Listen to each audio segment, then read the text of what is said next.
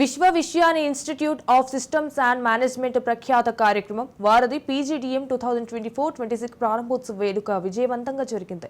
విద్యార్థులు, అధ్యాపకులు, పరిశ్రమ నేతలు, పూర్వ విద్యార్థులు ఈ కార్యక్రమంలో పాల్గొన్నారు. నూతన పీజీడీఎం విద్యార్థులతో విలువైన జ్ఞానాన్ని పంచుకున్నారు.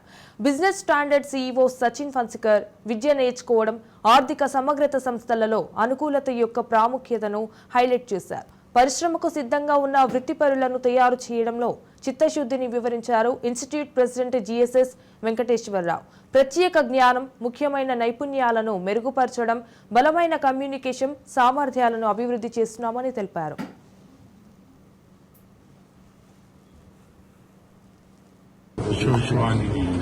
ఇన్స్టిట్యూషన్లో 24-26 పీజీడీఎం బ్యాచ్ ఇనాగరేషన్ చేశాము. And parents and students faculties throughout అందరూ పార్టిసిపేట్ చేశారు.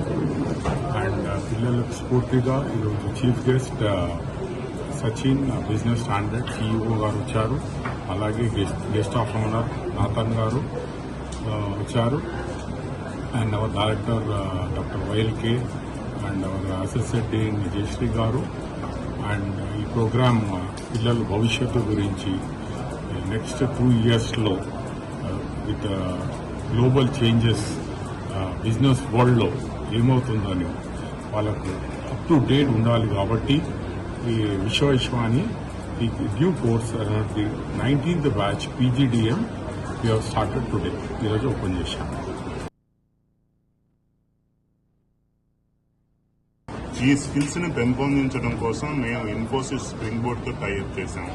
అలాగే సూపర్ సెక్టర్స్ టైఅప్ చేశాం. దీనివల్ల ఏమవుతుంది, ఎన్పీటీఎల్ తో నోడల్ సెంటర్ స్టార్ట్ చేసాం. దీనివల్ల ఏమవుతుంది, స్టూడెంట్స్ ఏ కోర్సులు కావాలంటే ఆ కోర్సులు చేసుకోవచ్చు. అంటే ఇది మన క్లాస్ రూమ్ లో టీచింగ్ కాకుండా బయట. సిమిలర్లీ రైజ్ అనే ఒక ప్రోగ్రామ్ మొదలెట్టాం. రైజ్ ఈజ్ రూరల్ ఇమర్షన్ అనే ప్రోగ్రామ్. దీనివల్ల స్టూడెంట్స్ విలేజ్ కి వెళ్లి ఆ విలేజ్ లో ఏం జరుగుతుందని హ్యాండ్స్ ఆన్ ఎక్స్పీరియన్స్ తీసుకొచ్చి క్లాస్ రూమ్ కి వచ్చి ఆ ప్రాబ్లమ్స్ కి సొల్యూషన్స్ డివైడ్ చేసి మళ్ళా ఎగ్జిక్యూట్ చేస్తారు. This is another program. Seed అని చెప్పి student engagement and experiential development.